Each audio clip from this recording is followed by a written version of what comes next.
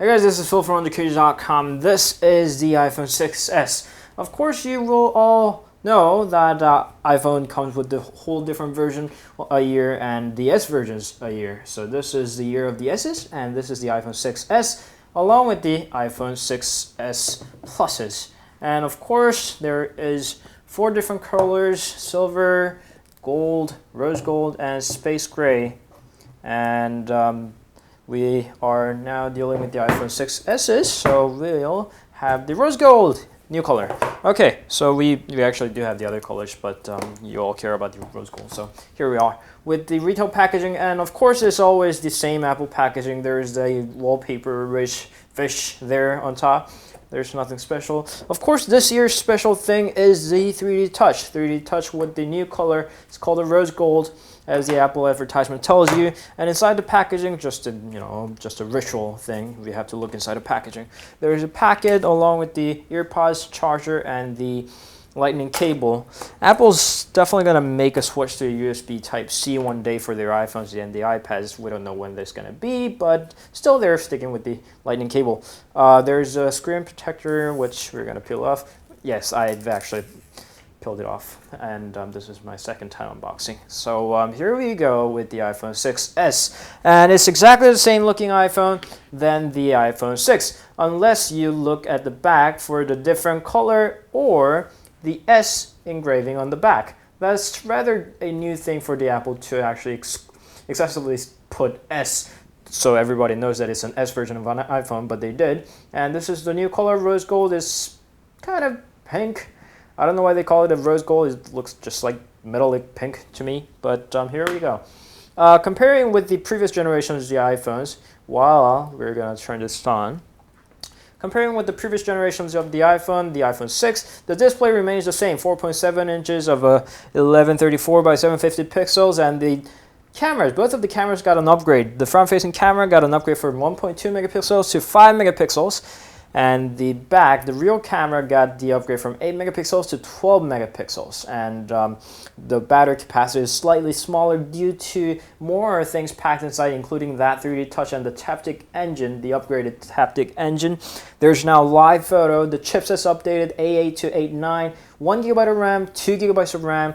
So there's a lot of changes. Apple has said themselves the only thing that they changed is everything. So there's pretty much everything that's got changed inside this guy. Did it boot up? Here we go. So it booted up, and we're gonna choose on the languages. We're just gonna keep the region here, and I put the SIM card, but as always, they require us to connect to a Wi-Fi network to set this up. It's kind of annoying. I've never liked this. On Android, you can skip almost everything. Not saying Android's better. Just saying. No, actually, to be honest, settings, I like the Android settings better. iOS settings got a way too complicated that I have to skip everything, and I don't know where all the skip buttons are. So, you know, the skip ID, Touch ID is here, and then the skip one is here, and they constantly move around. It's confusing. Anyway, we're gonna now here the pseudo skip button is set up a new iPhone, and it's there. And this even doesn't say skip. It says don't have an Apple ID or forgotten, and then there is setup later. It's confusing totally. So we're gonna set this up, agree, and finally no, when are we get started? There we go. We passed around dozens of steps, literally, and then here we are at the iOS 9 screen. If you just received your iPhone 6s, or if you had an update to iOS 9, there's a bug with the alarm, which is definitely going to cause trouble if you don't hear them and late to work. So you make sure that you update your OS to 9.0.1. That's an update that resolves the bug to the alarms. So make sure you do that. And this is the first screen. Of course, the screen is always the same, but of course they added the thing called the 3D Touch. So when you just normal touch, standard touch, it just pops up like it used to. If you apply a little pressure there, okay, Photos app doesn't do it. On the camera, it just launches it when you apply some pressure, hard press it. All right, I'm getting used to this. It gets context menu. It's like a menu key, or like the right click on computers. Take a selfie, just numbers of features. So maps over here got a directions home, just relevant features link up to it. And it's got a taptic engine, and it gives you the little feedback that I really loved from the Apple Watch. It's just brilliant how they did it. We will get a short clip on the 3D Touch, so let's go watch that. So 3D Touch mainly allows you to get the context menu over here. So on the photo app, we have a most recent, so we're gonna get there. And also another thing that it allows you to do is the peek and pop. That's what Apple calls. So you can mildly press it to peek the image and press it harder to pop into an image. This works even better with the messages, emails, or the messengers.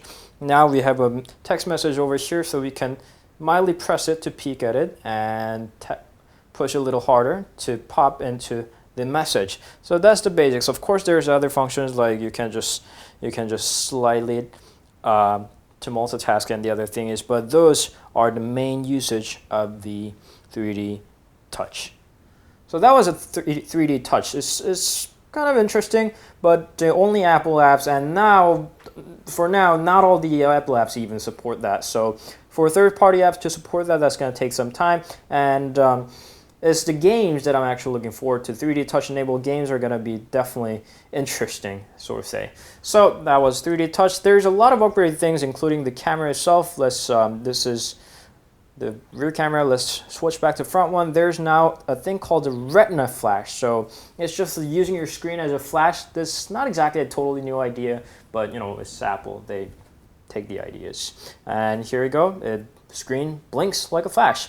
So it does that. There's better Touch ID, there's live photo. Now it takes 1.5 seconds before and after you take the photo. So there's dozens of interesting things. What they had to sacrifice, however, is the overall measures of the phone. Now it's 0.2 millimeters taller, 0.1 millimeters wider, and 0.2 millimeters thicker, which is actually the figures that are so minimal that you won't notice. But what you will notice is the weight of it, which is got 14 grams heavier due to that stronger aluminum. Now it's called Series 7000 aluminum alloy, so it's thicker and it's stronger too. It's not gonna suffer from the same bend gate thingy that the iPhone 6 and the 6 Pluses have been suffering for. So that's a stronger rose gold 3D Touch enabled, live photo enabled, whatever S is packed of the iPhone 6s.